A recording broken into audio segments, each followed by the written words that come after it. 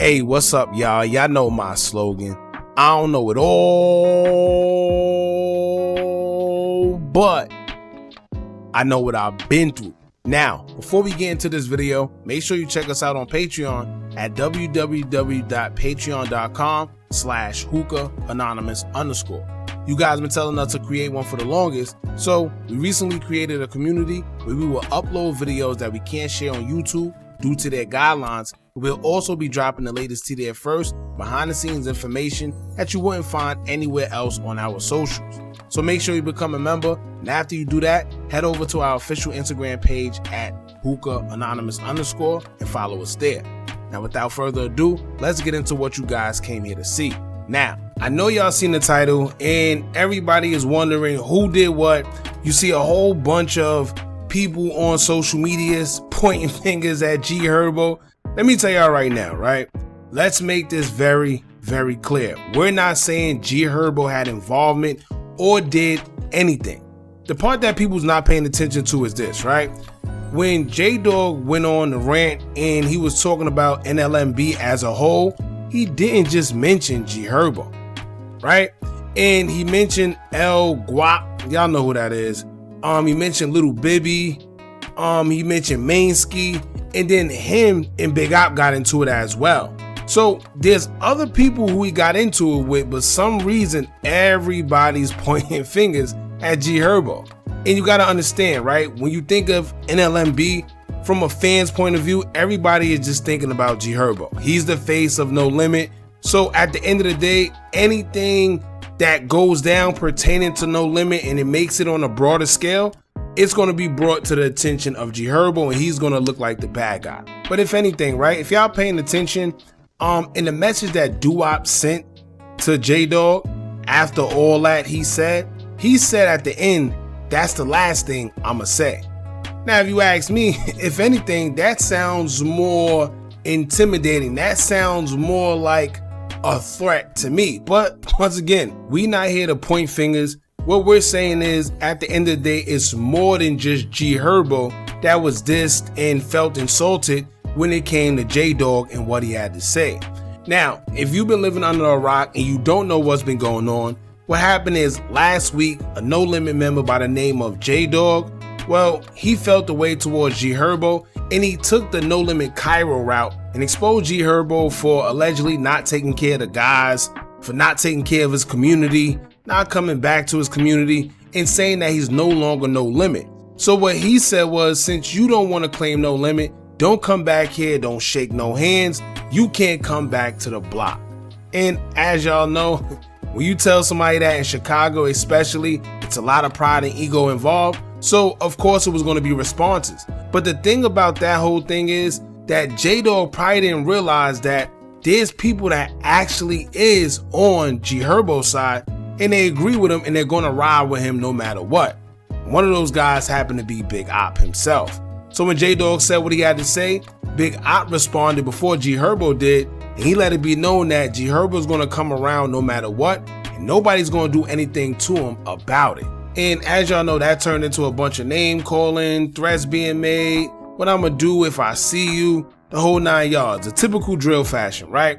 But lo and behold, just days later, a little shy of a week, we will find out that NLMB J-Dog was actually shot unalive as he was walking with his friend. They say he was shot 6 times in his back, and they did recover firearms on the scene. Now, automatically, fingers started pointing to G Herbo because, of course, just days ago, he was in the back and forth feud with G Herbo and Big Op. So it's not that people are being incriminating or anything. It's just kind of common sense, or maybe it's just a coincidence. But at the end of the day, what we all could agree with is clearly it was a backdoor situation. We don't know who, but something just ain't right. And we wouldn't be the only ones feeling like that, because J-Dog's brother will also take to his IG story and repost the song Backdoor by Lil Durk, indicating that he felt like his brother was set up right after everything transpired. Now, if that wasn't enough, fast forward to today, J-Dog's sister will also kind of point fingers in the NoLimit direction, as she would basically tell people stop posting the picture of J-Dog and G Herbo back in the days, because she said y'all need to get the F on. And why else would she say that unless she too feels that G Herbo and the NoLimit may have had something to do with this man's unaliving. Now, if that wasn't enough, another woman who identified herself as his cousin also alluded to J-Dog's unaliving being too close to home. She would take to her IG story, posting her on FaceTime with J-Dog, and she captioned it saying, quote, "Damn, my blood little cousin though, I was so happy you was free, man. 9 a.m. I called everybody phone this day for you little cuz. I'm crushed. They know I'm going against whoever about my little cousins. Know I used to get on they butt playing with you. I'm talking about Ish just made me wash my hands with all this Ish. On my kids, what the F? Sitting on a jail call explaining this Ish to Lo and hearing the hurt in his voice killed my soul. Growing up, it literally was you, Lo, Project, and 30s. Remember my second crib I ever had? Y'all all move with me, free everything. Trying to speak the good memories to stop from crying, but I can't lie, this took it. N-words weird, N-words O's. You know I ain't closing my mouth about Ish. They gonna hear this, they gonna feel it. Hashtag family over everything, hashtag free our crowd. You just heard them boys behind that wall. This what this Ish came to? I guess cause it's you, huh? Never been a B-word though, LOL. N-words had to know you was gonna stand 10 with whoever slow-ass little boy, they couldn't take it. Guess them words hurt more than we thought. Nobody ever owed you. Damn 30s, damn Low. What about little sis and them? Grams. I'ma miss the F out you on rock, literally. Feel like a part of me empty, little cuz I just waited 9 years for you and ain't get 9 months out you. I'm hurt. What a way to end my trip, shorty. It ain't never no coming back from this or my dead brother. Hashtag count me out. Hashtag y'all can have this Ish. Hashtag freedom hitters. Hashtag backdoor K. Hashtag real N-words ain't feeling this Ish. Now that hashtag where she said backdoor K, well, that kind of explains it all. And one thing, let me tell y'all this. From personal observation and things I see myself, one thing you do have to worry about when you in them streets is the family. Especially people who are close and know what's going on. And here's why I say that. You see how she said she's not staying quiet, and you see she said backdoor K, so it's quite obvious she knows what's going on and she's heard about it. And guess what? She's a civilian. So when you mix those type of recipes together, it becomes one for disaster. Because what happens is now she wouldn't feel no regret going to the police and saying what she knows. I'm not saying she will. But these are the risks you run when you play close to home, especially when you got female civilians that's involved. And especially when they want to retaliate, but they know that they don't got no other way of doing so, so they play the police game. Because they feel like they were cheated out of a life and they want somebody to feel the same pain, especially if they know who did it. Now, aside from that, you know what's crazy? When they say sometimes jail keep a lot of these guys alive, this is a prime example of it. Because could you imagine doing a whole 9 years, coming home, happy to be home, and then end up losing your life? For all that, you were just better off staying in there for real. And this happens more than we think. Now, judging from these other posts, clearly some of the guys that's affiliated with both parties seem to know what's going on as well, but as y'all know, some people just choose to not get involved because they're all cool with each other. It's one of those situations where I may not agree with what happened, but I'ma just mind my business.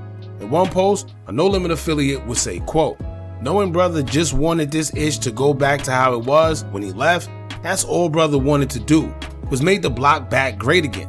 Guess y'all misunderstood his motive. Ish hurt bad, cool. Only a few left that love this Ish and really love the people, and he was one of them.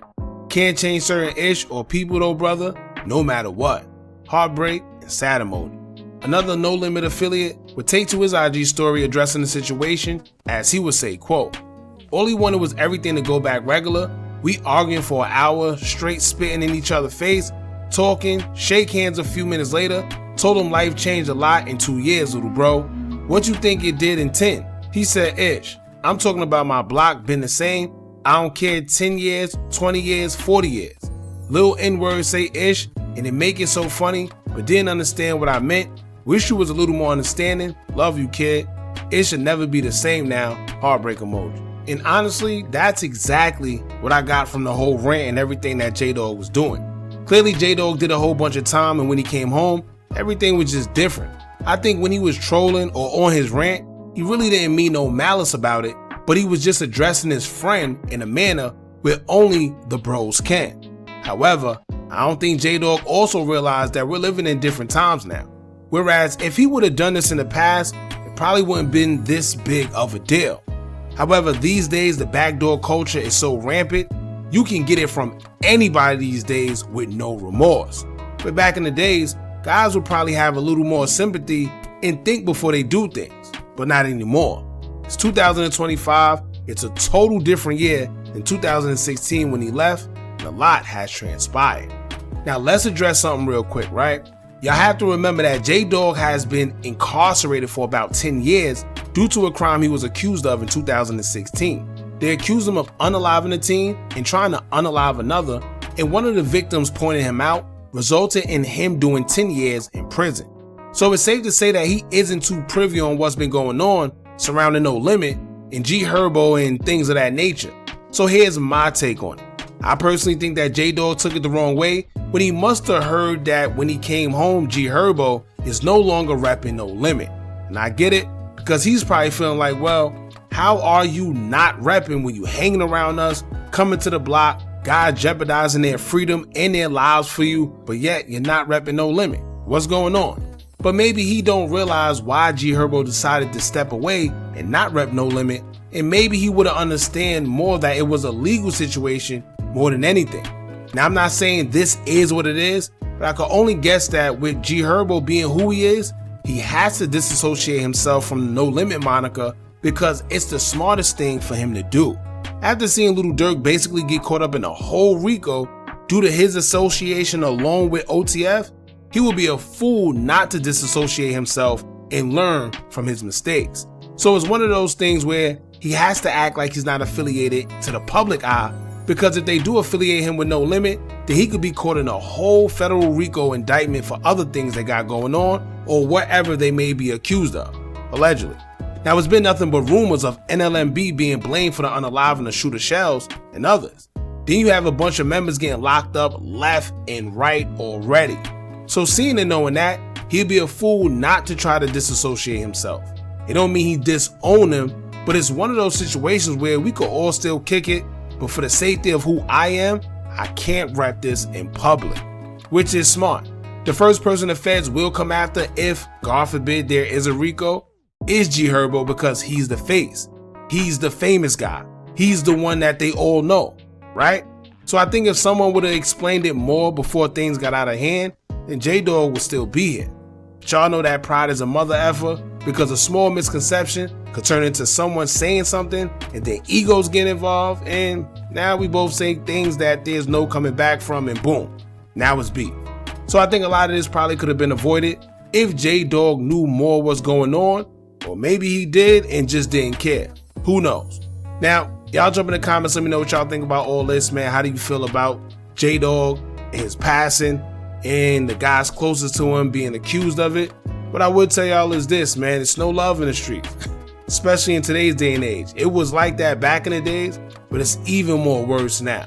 Y'all jump in the comments, let me know what y'all think about this. Don't forget to like, comment, share, and subscribe. Hit that bell so you're notified every time we drop new content. And remember, as long as you keep on watching, I'ma keep on dropping. I'm out.